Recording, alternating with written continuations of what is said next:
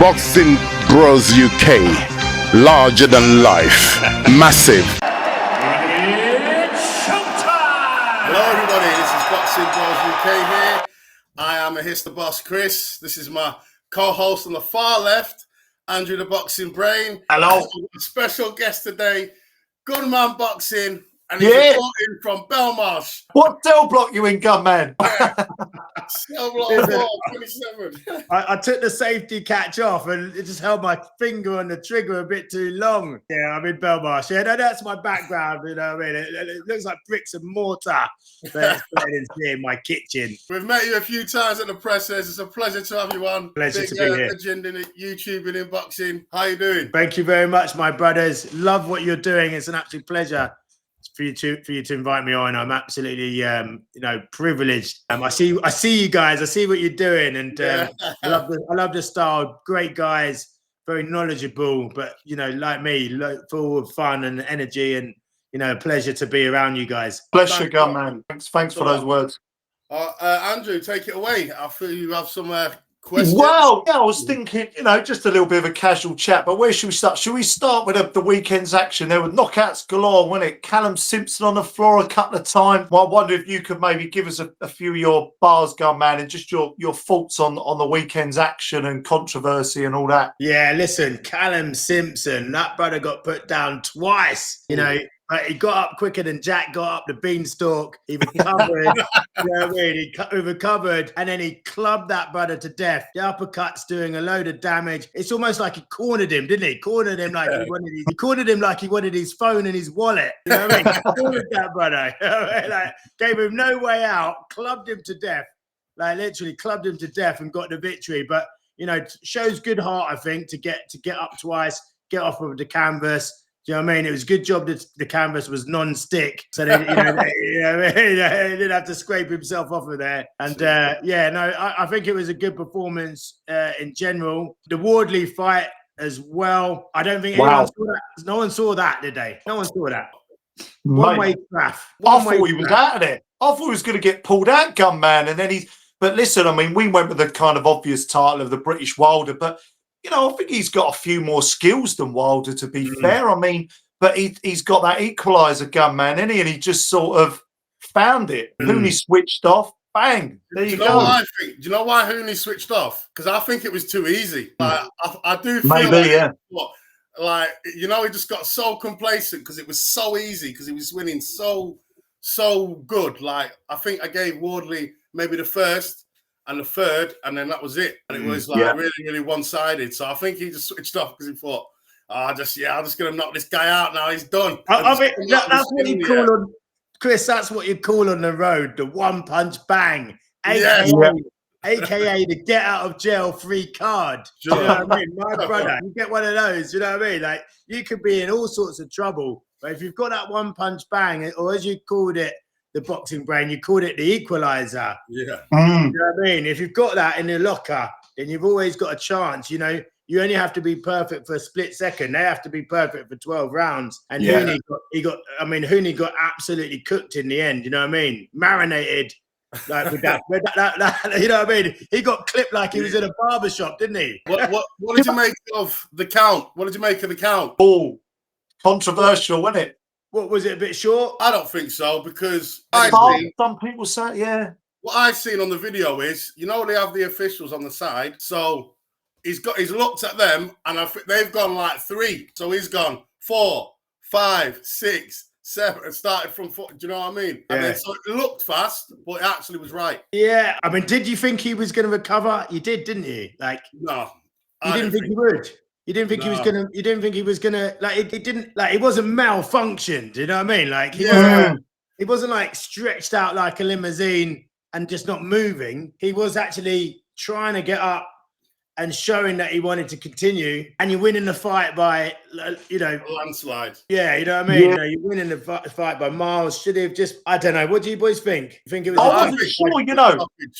Right. I mean, me and Chris sort of debated a bit. Chris felt like, I was kind of thought, because it was for an interim belt, I think where my mind was going is maybe give him another chance, maybe give him, let's just see. But I think Hooney, what he needed to show was a bit more gloves up, coming for, I'm rearing to go. He looked a little bit to me, perhaps I'm reading into it. His body language was a bit, looked to me like he was kind of, he didn't want any more. Yeah, I don't know. Yeah, listen, yeah, he looked like he'd just come out in the Weatherspoons at closing time, didn't he? You know? Yeah, my night's It was a done. bit like doing a bit of a dance. The thing Like was, he drank a pint of Henny or something, you know what I mean? Like, the thing was that fight, like, it's just come into my head now. I think this is what you get, right? You can have all the skills in the world, but it was like Hooney was bringing a stick to the fight and Fabio Wardley had a sledgehammer.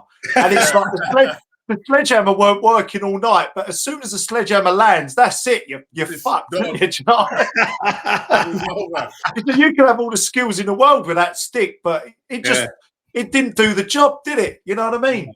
Yeah, Point scoring, that's about it. Yeah, it was just, that punch really chopped down on him, the right hand. You know, those punches that sort of chop down on you, sort of Golovkin style, where they sort of come over and they chop down. Yeah. On you.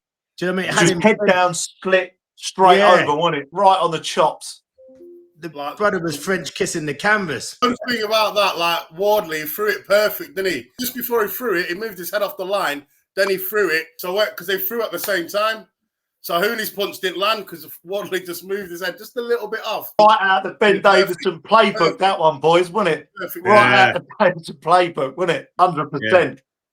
Did either of you guys see Hooney doing so well in that fight in terms of the actual boxing? No. Oh, I don't think so. No. I Chris, thought he was going to win rounds. So I thought he was going to be winning it, but I didn't think it was going to be that one-sided. I didn't think Wardley was just. It's like he just didn't know what to do, where to go, how to defend, where to stand. Everything was just wrong. I thought it was going to be close, but Hooney just winning the rounds. But it wasn't. He was absolutely just winning every round nearly. Yeah, Yeah, go on, mate. No, go on, mate. I was going to say, I did think this Hooney must know how to fight. The fact that Eddie Hearn chucked his man in at late notice, you know, because Wardley was meant to fight Miller, wasn't he? Yeah.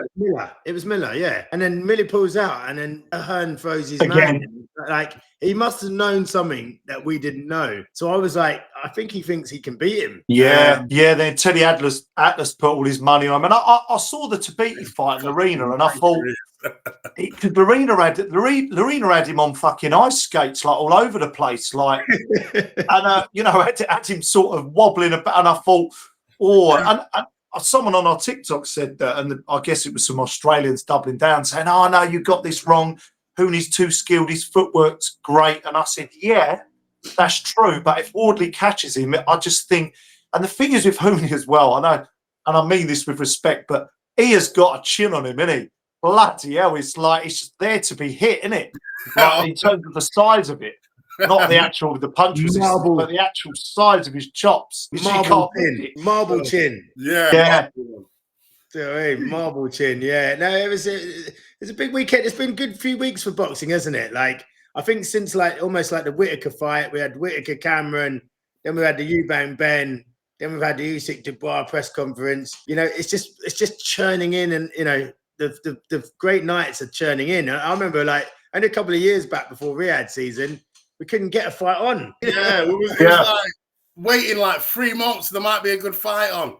Or 6 months we'd be talking about this fight might, and then nothing would happen. What do you make Eubank Jr. and Ben? Whilst it wasn't the most highest level technical quality, fight. I mean, but really, Ben was actually, his boxing was actually quite poor technically. And Eubank, I'll be honest, like, to me, he looked the shadow of his former self. Whether it's a weight cut or whether it was that brother Father Time coming, and that brother is unbeaten. That brother's unbeaten when he comes into town. But it wasn't. But at least they went in and had it. You know what I mean? They went and had it in that fight. Yeah. Can we talk about that? I know. Like, did you guys also whatever see you like? Looking a bit. Was it Father Time or was it just a weight cut with that? I'll say a bit of both. I'll say a bit of both because he is old. There's no spring chicken now. Like, obviously, he's not as fast as what he used to be. But that weight cut is dangerous. I think a lot of the weight cut because he tried his best to make weight, unlike Keyshawn Davis at the weekend. 4.5 pounds over. Oh God, Eubank that's another subject. out or something. So, Fucking hell, we'll be here all night, boys. Too much to talk about.